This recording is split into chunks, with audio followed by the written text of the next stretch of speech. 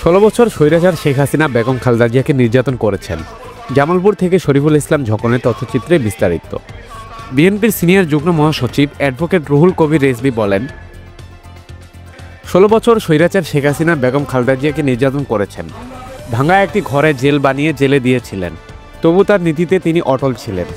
এই নীতি ও আদর্শ নিয়েই চলছে তারেক রহমান।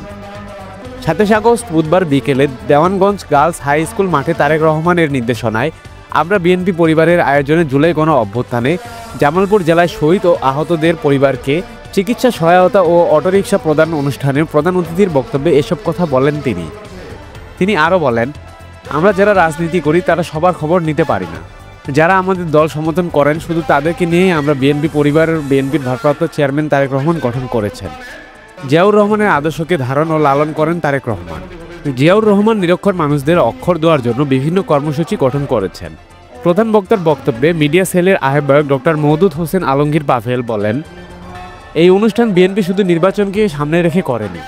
এই বিএনপির কার্যক্রম শুরু হয়েছে অনেকদিন আগে থেকেই। তারেক রহমান যখন স্বৈরাচারদের হাতে নির্যাতনের শিকার হয়েছিলেন তখন থেকেই তিনি সাধারণ মানুষের পাশে দাঁড়িয়েছেন। আমরা বিএনপি পরিবার শুধু বিএনপি নেতাকর্মীদের জন্য নয়, এটি সকলের জন্য। এর কার্যক্রম চলমান থাকবে। তারেক রহমান বলেন, বিএনপি মানেই বাংলাদেশ। ভার্চুয়ালিভাবে যুক্ত হয়ে বিএনপির যুগ্ম মহাসচিব শহীদউদ্দিন চৌধুরী অ্যানি বলেন, আমার জরুরি কাজ থাকায় আমি যেতে পারিনি। সামনে আমাদেরকে ঐক্যবদ্ধ থাকতে হবে। অনেক কঠিন লড়াই অবতীর্ণ করতে হবে।